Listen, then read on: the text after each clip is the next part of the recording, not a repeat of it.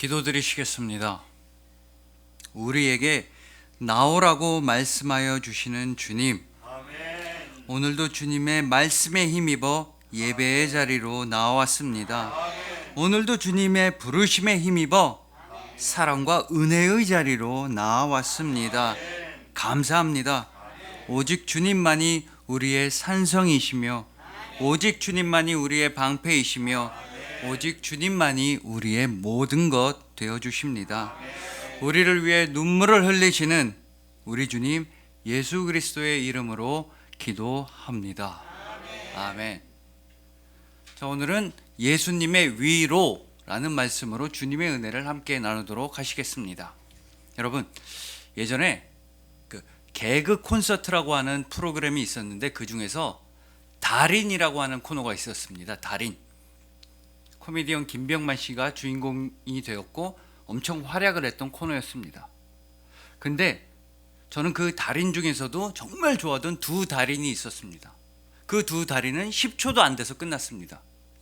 제가 좋아하던 첫 번째 달인은 16년 동안 단 한 번도 약속을 지킨 적이 없는 약속 안 지키기의 달인 쏘리 김병만 선생님이었습니다. 그래서 사회자가 선생님 안녕하십니까 했더니 안 나온 겁니다. 약속을 안 지키는 달인이라 안 나와서 그 순간 갑자기 빠밤빰 이러면서 끝났습니다.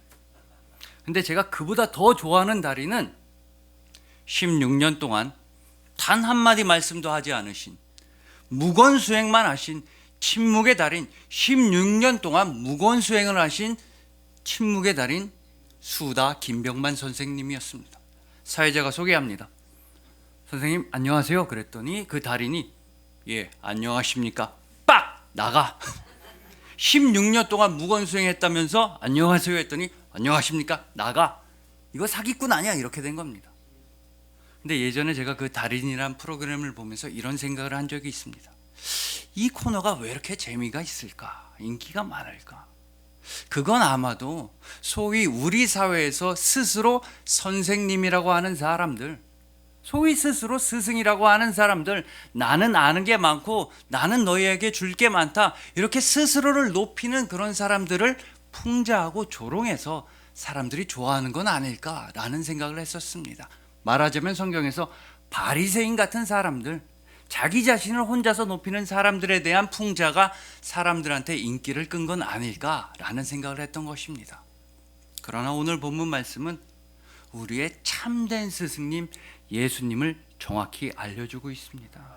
우리의 구원자이시자 우리의 참된 친구가 되시는 예수님에 대해서 오늘 본문은 분명히 말씀하고 있는 것입니다. 첫 번째로 예수님은 참 하나님이십니다. 이 땅에 찾아오신 하나님이십니다. 그리고 두 번째로 예수님은 참 사람이셨습니다. 우리랑 똑같아지신, 그렇게 겸손하신 예수님이셨습니다. 마지막 세 번째로 오늘 본문은 예수님의 십자가 죽음과 예수님의 부활에 대해 우리에게 알려주고 있는 것입니다.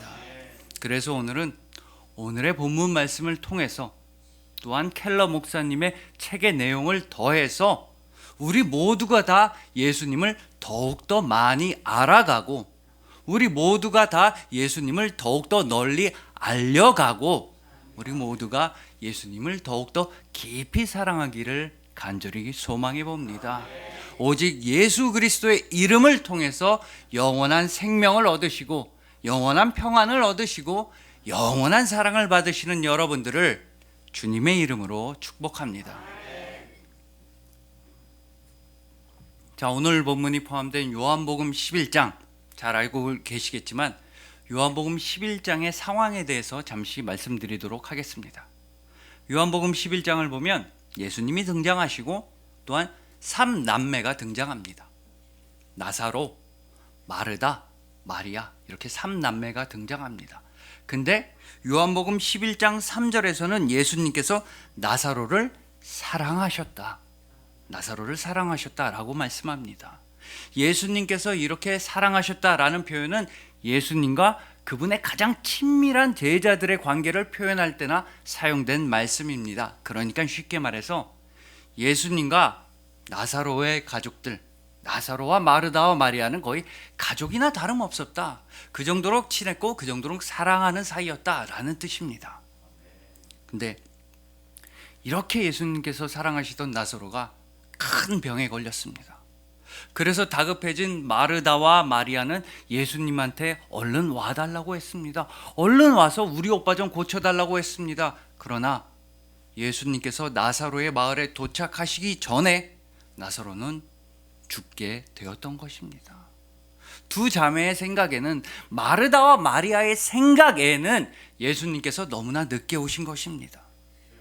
아마도 그래서인지 언니였던 마르다는 예수님께서 동네에 오시자마자 이런 말씀을 예수님한테 드렸습니다. 약간의 원망이 들어가 있는 것 같기도 합니다. 무엇보다 마르다는 오빠를 잃은 큰 슬픔에 잠겨서 요한복음 11장 21절에서 예수님한테 이런 말을 하는 것이었습니다. 주께서 여기 계셨더라면 내 오라버니가 죽지 아니하였겠나이다. 그런데 불과 얼마 안 됐어. 조금 있다가 동생인 마리아도 예수님한테 똑같은 말을 했습니다. 놀랍게도 동생인 마리아는 언니 마르다와 토시 하나도 틀리지 않고 단 한 글자도 틀리지 않고 똑같은 말을 예수님한테 전했던 것입니다. 바로 오늘 본문의 32절입니다. 주께서 여기 계셨더라면 내 오라버니가 죽지 아니하였겠나이다. 자, 여러분, 언니 마르다와 동생 마리아는 똑같은 말을 예수님한테 했습니다. 주님께서 일찍 오셨으면 우리 오빠 안 죽었을 거예요. 주님께서 늦게 오셔서 우리 오빠 죽은 것 같습니다 라는 말을 똑같이 둘 다 예수님한테 했습니다. 그런데 중요한 건 언니랑 동생이 똑같은 말을 했는데 예수님의 반응은 완전히 극과 극이었다는 것입니다. 똑같은 말을 자매가 했는데 예수님의 반응은 180도로 달랐다는 것입니다. 자, 마르다가 예수님한테 예수님 왜 이렇게 늦게 오셨습니까? 우리 오빠가 죽었습니다 라고 말씀을 드리자 예수님께서는 그 유명한 요한복음 11장 25절과 26절에서 이런 말씀을 하셨습니다. 예수께서 이르시되 나는 부활이요 생명이니 나를 믿는 자는 죽어도 살겠고 무릇 살아서 나를 믿는 자는 영원히 죽지 아니하리니 이것을 내가 믿느냐. 마르다는 예수님한테 예수님 늦었습니다 라고 말씀을 드렸습니다. 그랬더니 예수님은 나는 늦지 않았다고 말씀을 하시는 것입니다. 좀 있다가 마지막 날에는 우리 오빠가 살아나겠지요 라고 말씀드렸더니 예수님은 마지막 날이 아니라 지금 이 순간 너희 오빠가 살아날 것이다 라고 말씀을 해주신 것입니다. 즉 예수님은 절망하고 있던 언니 마르다한테 너의 생각은 잘못됐다, 너는 지금 오해를 하고 있구나 라고 하시면서 마르다의 아픔을 좀 밀어내시는 것 같습니다. 어찌 보면 좀 차갑게 마르다를 대하시는 것만 같다는 것입니다. 그렇지만 동생인 마리아의 말에는 예수님은 180도로 다르게 반응하셨습니다. 분명히 똑같은 말을 했습니다. 분명히 똑같이 오빠가 죽었고 분명히 똑같은 슬픔에 잠겨 있었습니다. 똑같이 예수님 왜 늦게 오셨습니까? 왜 우리 오빠 죽게 놔두셨습니까? 라는 말씀을 마리아도 똑같이 드렸던 것입니다. 그러나 예수님은 마르다 때, 언니 때와는 정반대로 이런 반응을 오늘 본문 35절에서 마리아한테 보이셨던 것입니다. 예수께서 눈물을 흘리시더라. 예수님은 마리아의 말에는 눈물을 흘리셨습니다.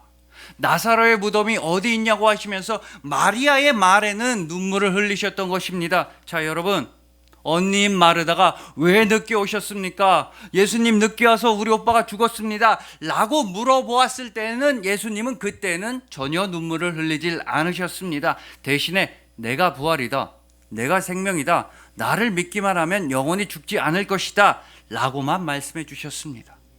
그러나 동생인 마리아가 똑같이 예수님 왜 늦게 오셨습니까? 예수님 늦게 오셔서 우리 오빠가 죽었습니다 라는 말씀을 드렸을 때에는 예수님은 그저 눈물을 흘리셨던 것입니다. 자, 여러분, 이쯤에서 우리가 한번 세상의 기준으로 많은 사람들의 생각대로 한번 이 상황을 판단해 봅시다. 그렇게 본다면 지금 예수님의 반응은 어찌 보면 순서가 정반대로 된 것입니다. 보통의 사람들이라면 언니 마르다가 처음으로 우리 오빠가 죽었습니다, 너무나 힘듭니다 라고 했을 때 보통의 사람들은 눈물을 흘렸을 것입니다. 왜냐? 우리는 어떤 슬픈 소식을 들었을 때, 그것도 처음으로 들었을 때가 가장 마음이 아프기 때문입니다.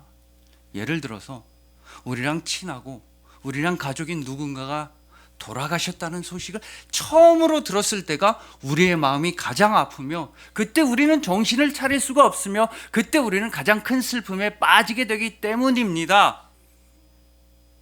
그래서 만약에 우리였다라고 한다면, 그렇게 사랑하는 가족이나 다름없는 그 사람들을 만나러 갔을 때 언니인 마르다가 우리 오빠가 죽었습니다, 너무나 힘듭니다, 예수님 왜 늦게 오셨습니까? 라는 말을 예수님한테 드렸을 때 그 순간에 우리는 눈물을 흘렸을 것입니다. 그러고 나서 좀 시간이 지나고 진정이 되면 우리는 정신을 차릴 수가 있습니다. 누군가의 부고 소식을 두 번째로 듣고 시간을 두고 들었을 때는 우리는 마음을 추스릴 수가 있는 것입니다. 그래서 만약에 우리였다라고 한다면 언니인 마르다가 슬픔의 소식을 전했을 때 눈물을 흘렸을 것이며, 동생인 마리아가 슬픔의 소식을 전했을 때에는 정신을 좀 차리고 위로를 해줄 수가 있었을 것입니다. 예수님 믿으면 괜찮습니다. 마리아한테 그렇게 말했을 것입니다. 예수님 믿으면 영원히 죽지 아니합니다, 이렇게 정신을 차리고 말했을 것입니다. 그러나 우리 주님 예수님께서는 세상의 상식과 세상의 기준과는 정반대로 행동하시고 정반대로 말씀하셨습니다. 언니인 마르다가 가장 먼저 예수님 우리 오빠가 죽었습니다 라고 말씀하실 때에는 눈물을 흘리질 않으셨습니다.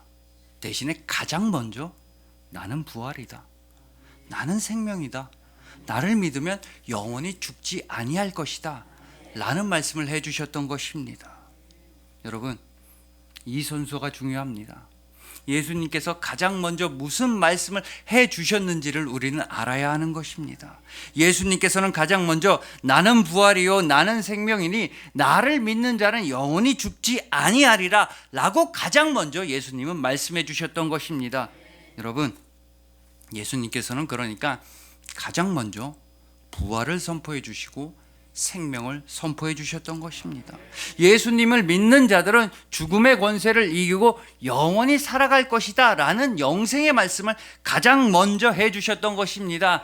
예수님께서 가장 먼저 해 주신 이 말씀을 다르게 표현해 보자면, 예수님은 곧 하나님이시다, 예수님은 곧 영원한 구원자이시다, 예수님만이 우리의 주님이시다 라는 말씀이 되는 것입니다. 왜냐하면 이 세상에 그 어떤 사람도 부활이 될 수가 없습니다. 이 세상에 그 어떤 인간도 영원한 생명이 될 수가 없는 것입니다. 오직 참 하나님이시자, 오직 성자 하나님이신 예수님만이 우리의 부활이 되어주시고 우리의 생명이 되어주시기 때문입니다. 우리가 이처럼 부활의 생명을 누리고 영원한 생명을 받을 수 있는 것은 절대로 우리가 잘해서가 아닙니다. 오직 예수님께서 우리에게 부활을 베풀어 주시고 생명을 베풀어 주시기 때문입니다. 이 세상의 그 어떤 재물들도 부활을 살 수가 없습니다. 이 세상에서 아무리 가장 강력한 권력이든 가장 뛰어난 과학기술이라 할지라도 영원한 생명을 만들어낼 수는 없는 것입니다. 오직 예수 그리스도, 그분만이 우리의 부활이 되시고 우리의 생명이 되시고 우리의 참 하나님이 되어주시는 것입니다. 우리는 바로 여기서 출발해야 합니다.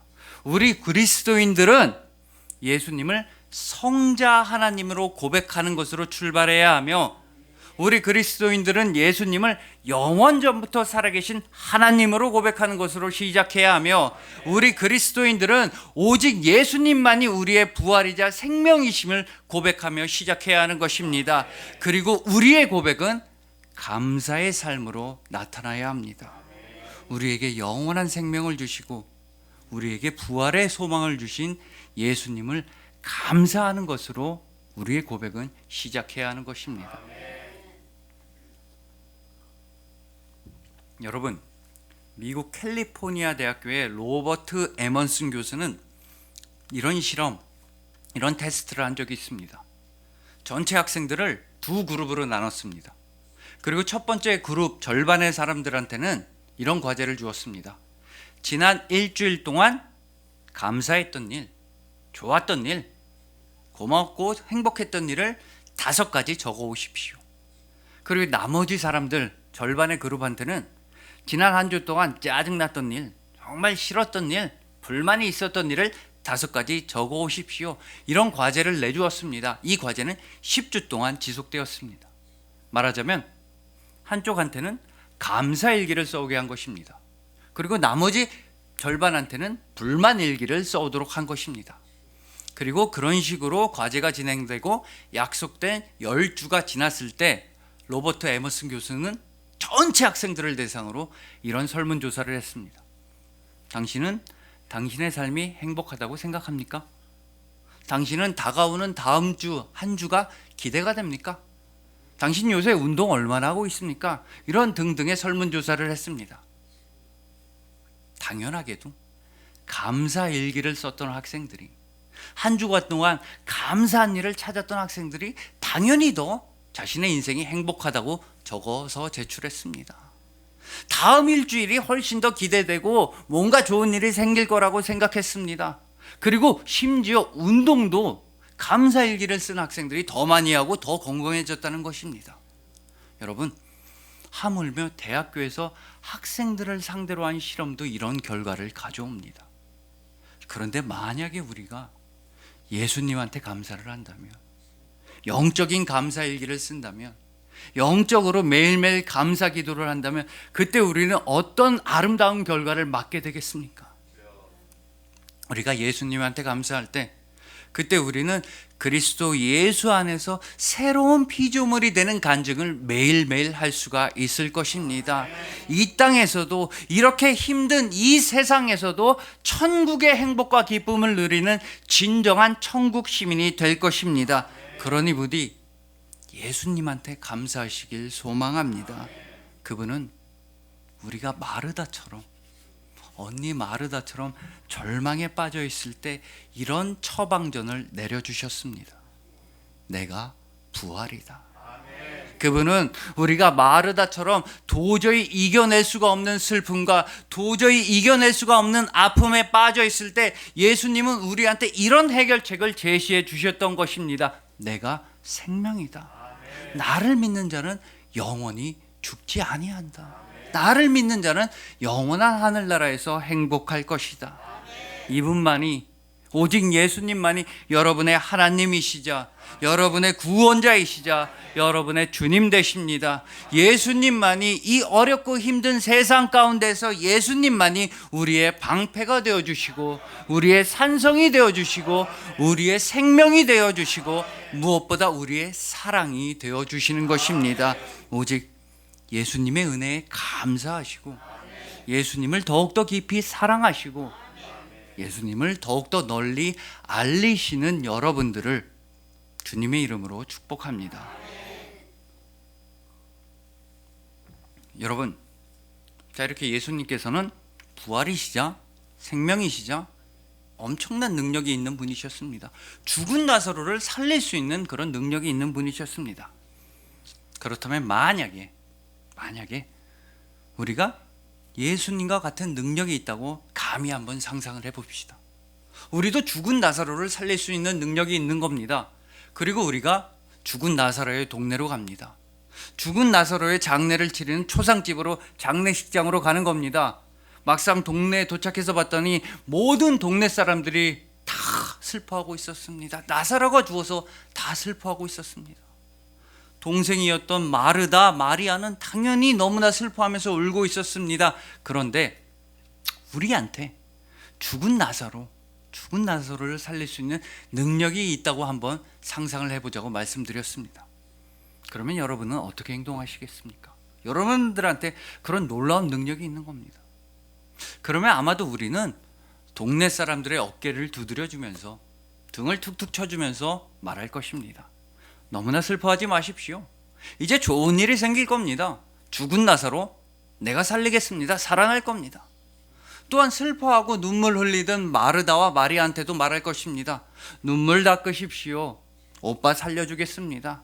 아무 걱정하지 마십시오. 나만 믿으십시오. 라면서 아마도 우리는, 인간은 늠름하게 말하고 다녔을 것입니다.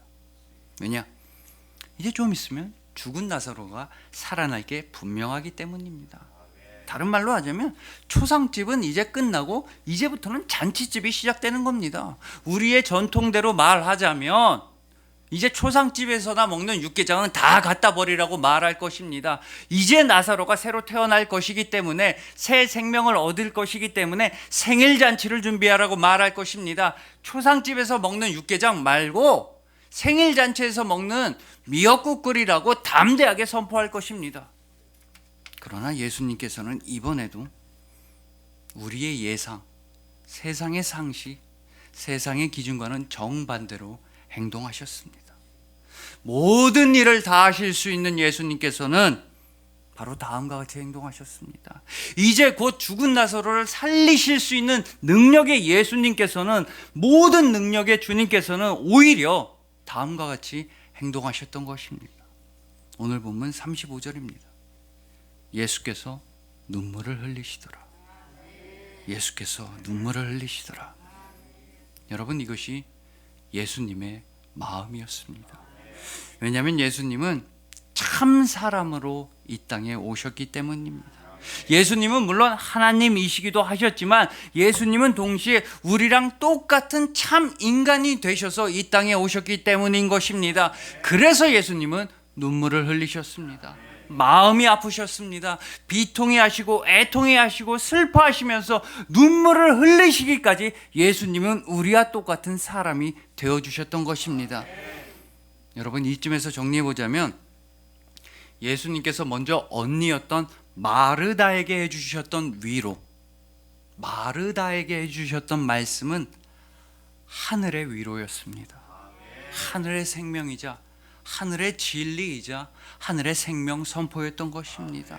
오직 예수 그리스도만이 부활이자 생명이라는 그 영원한 하늘의 진리를 마르다한테 선포해 주셨던 것입니다. 왜냐하면 그때 마르다에게 가장 필요했던 것은 죽음의 절망을 이겨낼 하늘의 위로였기 때문입니다. 하늘의 소망, 하늘의 진리, 하늘의 생명이 마르다에겐 필요했기 때문입니다. 오빠의 죽음을 이겨낼 수 있는 하나님의 위로가 필요했기 때문에 예수님께서는 마르다에게 내가 부활이다, 내가 생명이다 라고 말씀해 주셨던 것입니다. 그러나 잠시 후에 동생이었던 마리아에게 해주셨던 말씀과 마리아에게 해주셨던 위로는 지상의 위로이자 눈물의 위로였습니다. 눈물의 사역이자 눈물의 활동이자 인간의 위로였습니다. 왜냐하면 그 순간 마리아한테 필요했던 것은 나와 함께 울어주고 나와 함께 슬퍼해줄 사람, 인간, 나와 똑같은 사람의 위로가 필요했기 때문이었습니다. 즉 똑같은 살과 피를 입은 인간만이, 똑같은 육신을 입은 사람만이 해줄 수 있는 눈물의 위로가 마리아한테 필요했기 때문에 예수님은 마리아와 함께 눈물을 흘리셨던 것입니다. 그러므로 이제 우리는 분명히 알 수가 있습니다. 왜 예수님께서 언니인 마르다와 동생인 마리아한테 전혀 다르게 반응하셨는지를 이제 우리는 알 수 있게 된 것입니다. 비록 언니 마르다와 동생 마리아는 똑같은 말을 예수님한테 했습니다. 둘 다 똑같이 슬퍼했으며 둘 다 똑같이 왜 예수님 늦게 오셨냐면서, 왜 우리 오빠 죽게 내버려 두셨냐면서 똑같은 슬픔과 말을 예수님한테 했던 것입니다. 그러나 언니인 마르다에게 필요했던 위로와 동생인 마리아한테 필요했던 위로는 정반대의 것이었습니다. 마르다한테 진정으로 필요했던 것은 하늘의 위로였습니다. 하늘의 생명이자 하늘의 진리이자 하늘의 말씀이었던 것입니다. 그래서 예수님께서는 참 하나님으로서, 참 하나님으로서 예수님은 마르다한테 크나큰 위로를 베풀어 주셨던 것입니다. 오직 하나님께서만 하실 수 있는 말씀, 내가 부활이다, 내가 생명이다, 나를 믿는 자는 죽지 않을 것이다, 영원히 살 것이다 라는 하늘의 진리를 언니한테 해주셨던 것입니다. 반대로 동생이었던 마리아한테 필요했던 위로는, 가장 간절했던 위로는 지상의 위로였습니다. 눈물의 위로였습니다. 눈물의 사랑이자 나와 함께 울어주고 나와 함께 슬퍼해 줄 사람이 마리아에겐 간절했던 것입니다. 그래서 예수님께서는 참 인간으로서, 참 사람으로서 예수님께서는 마리아와 함께 울어주셨던 것입니다. 오늘 본문 35절 말씀입니다. 예수께서 눈물을 흘리시더라. 여러분, 이처럼 예수님께서는 우리한테 필요한 모든 은혜를 다 베풀어 주시고 우리한테 필요한 모든 위로를 다 베풀어 주십니다. 우리가 마르다처럼 하늘의 위로, 하늘의 진리가 필요할 때도 베풀어 주시며, 우리가 마리아처럼 지상의 눈물과 인간의 눈물과 인간의 위로가 필요할 때도 예수님은 우리에게 베풀어 주십니다. 이처럼 완전하시고 영원하신 예수님의 은혜와 위로에 대해서 히브리서 4장 16절은 다음과 같이 증언하고 있는 것입니다. 때를 따라 돕는 은혜, 때를 따라 돕는 은혜. 여러분, 여러분이 어떻게 힘들건, 여러분이 어떻게 아프건, 여러분한테 어떤 문제가 있건 예수님은 그에 딱 알맞는 은혜를 베풀어 주십니다. 때를 따라 돕는 은혜를 베풀어 주십니다. 여러분들이 구하는 것보다 훨씬 더 좋은 은혜를 베풀어 주시며, 여러분들이 생각하는 것보다 훨씬 더 깊은 위로를 해 주시며, 여러분들이 바라는 것보다 훨씬 더 무한하고 영원한 사랑을 예수님은 여러분에게 베풀어 주십니다. 그러니 분이 예수 그리스도의 은혜를 따라 담대하게 나아가시길 소망합니다. 은혜의 보좌 앞으로 예수 그리스도의 보혈에 힘입어서 담대하게 나아가시길 소망합니다. 그리고 예배의 자리가 우리의 은혜의 자리이며, 말씀의 자리가 우리의 은혜의 자리이며, 기도의 자리만이 우리의 은혜의 자리인 것입니다. 때를 따라 도우시는 예수 그리스도의 은혜에 힘입어서 하늘의 영광도 누리시고 지상의 행복도 누리시는 예수님의 은혜를 크게 받으시는 여러분들을 주님의 이름으로 축복합니다. 자, 그러면 이제 마지막으로 잠시만 예수님께서 과연 어떤 과정을 통해서 죽은 나사로를 다시 살려주셨는지를 살펴보시겠습니다. 그러면 우리는 예수님의 십자가와 부활에 대해 조금 더 깊이 알 수 있게 될 것입니다. 자, 예수님께서는 나사로의 무덤에 다가가시면서 이런 마음을 느끼셨다고 요한복음 11장 38절은 증언합니다. 이에 예수께서 다시 속으로 비통히 여기시며 무덤에 가시니 무덤이 구리라 돌로 막았거늘. 예수님은 다시 한번 비통해 하셨다는 것입니다. 근데 여러분, 여기서 오해하시면 안 되는 게 그냥 슬퍼하셨다, 마음 아프셨다 이런 뜻이 아닙니다. 성경 원문을 보면 예수님은 나사로의 무덤으로 다가가시면서 화가 나서 울부짖으셨다, 분노로 소리를 지르셨다라는 뜻인 것입니다. 그렇다면 예수님께서 나사로의 무덤에 다가가시면서 화가 나신 이유는 무엇이겠으며, 예수님께서 화를 내신 그 대상은 과연 무엇이겠습니까? 당연히 나사로는 아닐 겁니다. 예수님은 나사로를 사랑하셨고 나사로는 큰 병에 들어서 무덤에 누워 있었을 뿐입니다. 예수님이 나사로한테 화를 내실 이유가 없습니다. 그리고 또 당연히 나사로의 동생들 마르다와 마리아한테 화를 내셨을 리도 없습니다. 그리고 또 물론 나사로의 죽음으로 인해서 슬퍼하던 동네 사람들한테 예수님이 화를 내셨을 그 이유도 없습니다. 그렇다면 예수님께서 그 동네에서 나사로의 무덤, 나사로를 큰 돌로 막아놨던 그 무덤으로 다가가시면서 예수님께서 화를 내셨던 대상은 이제 하나밖에 남질 않았습니다. 바로 죽음입니다. 예수님은 사망 권세에게 화를 내신 것입니다. 그렇기에 예수님께서는 사망 권세를 다 이기시고 죽은 나사로를 다시 살려주신 것입니다. 자, 이쯤에서 중요한 것은 예수님께서 나사로를 다시 살리시는 건 예수님한테는 전혀 도움이 안 된다는 것입니다. 예수님한테 이득이 될 일이 전혀 없습니다. 그리고 실제로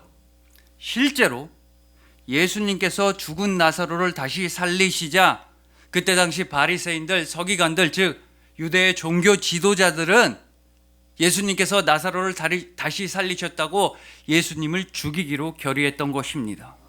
요한복음 11장 53절입니다.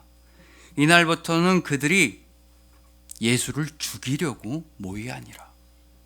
여러분, 예수님께서 죽은 나사로를 다시 살리시자 유대의 종교 지도자들은 위협을 느꼈습니다. 그때까지 자기네들이 누리고 있던 인기, 권위, 권력 이런 거를 죽은 사람을 다시 살리시는 능력의 예수님한테 다 빼앗겨 버릴까 봐 겁이 났습니다. 그래서 유대의 종교 지도자들은 예수님을 죽이기로 결의하고 작정했던 것입니다. 물론 더 중요한 사실은 예수님께서는 이 모든 사실을 미리 다 알고 계셨다는 것입니다. 예수님께서 나사로를 다시 살리시면 사람들이 본인을 죽이려고 한다는 걸 다 알고 계셨습니다. 예수님께서 죽은 나사로를 되살리시면 당시 종교 지도자들이 어떤 위협을 가할지, 어떤 위해를 가할지를 예수님은 미리 다 알고 계셨습니다. 그럼에도 불구하고 예수님은 나사로를 살려주셨습니다. 당신에게 죽음의 위협이 닥쳐온다는 것을 모두 다 알고 있었는데도, 나사로를 살리면 큰 위험이 닥쳐온다는 걸 다 알고 있었는데도, 그랬는데도 예수님은 나사로한테 생명을 주셨던 것입니다. 여러분, 그렇다면 예수님께서 죽은 나사로를 살려주신 이 사건의 의미는 무엇이겠습니까? 나사로의 무덤 앞에 가서 사망 권세한테 화를 내시면서 나사로야 나와라, 나사로야 나오너라 라고 선포하신 건 과연 무슨 의미이겠습니까? 그건 바로 예수님께서 죽은 나사로를 무덤에서 나오시게 하시려면 예수님께서 대신해서 무덤에 들어가셔야 한다는 뜻입니다. 예수님께서 나사로의 슬픈 장례식을 끝내시려면 예수님 자신께서 장례식을 당하셔야 한다는 뜻입니다. 예수님께서 나사로를 묶고 있던 사망의 권세를 끊으시려면, 이기시려면 예수님 당신께서 대신해서 죽음을 당하셔야 한다는 뜻인 것입니다. 여러분, 이것이 바로 오늘 본문을 통해서 알 수 있는 바로 예수 그리스도의 십자가입니다. 예수님께서는 그저 우리를 살리시려고, 그저 우리를 구원하시려고, 그저 우리한테 생명을 주시려고 예수님은 우리를 대신해서 무덤에 들어가셨으며, 우리를 대신해서 아픔을 당하셨으며, 우리를 대신해서 십자가에서 돌아가셨던 것입니다. 여러분, 다시 말씀드립니다.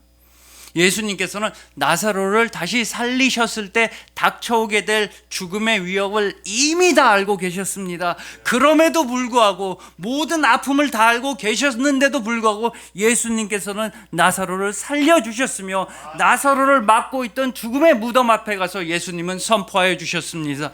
나사로야 나와라, 나사로야 죽음에서 무덤에서 나오너라. 그 예수님께서 여러분들에게 동일한 말씀을 하여 주십니다. 나오너라, 나오너라, 죽음으로부터 나오너라, 절망으로부터 나오너라, 가난과 질병과 아픔과 슬픔으로부터 나오너라.